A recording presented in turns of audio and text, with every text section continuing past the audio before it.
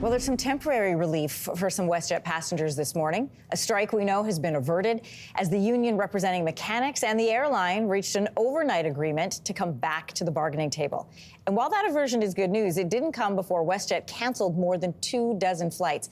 And that sent passengers scrambling during the beginning of summer travel. So joining us this morning is John Graddick. Of course, he's the professor of aviation management at McGill University. Great to have you with us on this story, John. Good morning, Anne-Marie.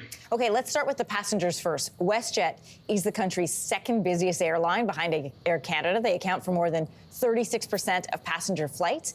Is it too late for the airline to reinstate those canceled flights now that we know the strike isn't happening? The flights are canceled. It really means that passengers have already been notified by WestJet of alternative travel arrangements. So that's water under the bridge. It's gone. I think that, what this tells you is that, they had about 40 flights canceled, 6,500 passengers affected. That's a lot of passengers. And I think that it gives you an indication that WestJet's flights are full.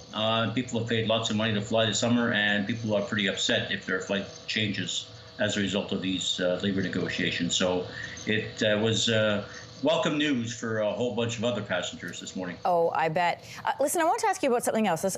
Aside from everybody going back to the bargaining table, Ottawa referred this dispute to the Canada Industrial Relations Board. They, in turn, denied WestJet's application for an injunction that would have stopped workers from being able to strike. What does that tell you? Well, I think WestJet blinked on this one. I think WestJet's the one that walked away from the bargaining table on Monday with the union. And went right to the CIRB to basically ask for a hearing and for a acceptance of a request to look for arbitration. And the union, as a reaction to that, basically called for a 72-hour strike notice. So what happened is that the CIRB yesterday, at the end of the day, said, wait a second, you guys have not completed all of your negotiations that you should be completing in this contract negotiation process. The Minister of Labour, Seamus O'Regan, basically also said, he'd prefer to have a negotiated settlement rather than an imposed settlement by the CIRB. So I think, WestJet had to eat a little crow this morning or last night and say, okay, let's go back to the table and let's start negotiating again. But this is far from a solved problem. The union still has some items on the agenda that need to be addressed by WestJet. So we'll see how serious they are in terms of negotiating something between themselves and the union. I want to find out from you in just a moment just how far these two sides are still apart. But one of the biggest issues of this strike action was this allegation by the mechanics union saying that the Aircraft Mechanics Fraternal Association, that WestJet understaffed its maintenance crews. And in a statement, the union said, the current state of WestJet flight operations reflects a peeling back of important layers of protection.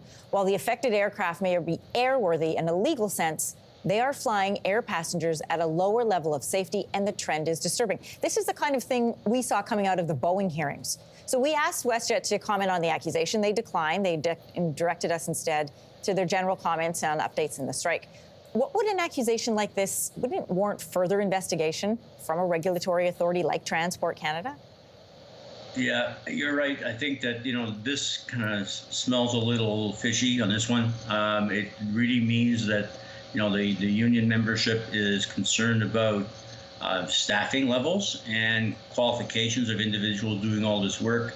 And Transport Canada has a responsibility with inspectors on the ground at airports and at maintenance hangars to ensure that the regulations associated with aircraft mechanical safety are implemented and are managed properly. So yeah, this is a message to Transport saying, let's get your inspectors in place here and have a look at the work practices being employed by WestJet. Listen, reputational crisis is a real factor when you're talking about negotiations that are happening. Let's get back to how far apart these two sides are. They're back at the table, but what does that mean? Well, they're going to go back and talk about the issues that are still outstanding. I think they've gone through quite a few that have been resolved. And remember, there was an agreement on the table. There was a tentative agreement made between WestJet and the union a couple of weeks ago, which was rejected by the membership. So this is an interesting trend that we're seeing, across Canada, across aviation in Canada, where we had agreements made between a negotiating committee for the union and management, and then it goes to the membership, and membership rejects it. And Air Transat, as an example, went through 3 of those before they finally settled. So it's a disturbing trend that we're seeing. It's a trust that's kind of breaking down between the unions and management. And I think that it unfortunately doesn't bode very well for the state of labor relations and agreement negotiations come for the next 12 to 18 months. All right, well, strike averted for now. Anyway, we know that. John, thanks so much. My pleasure, Anne-Marie. Have a great day. Yeah, thank you. You too. Hey, thanks for watching. If you liked this, be sure to subscribe here, or you can check out more Your Morning videos right here.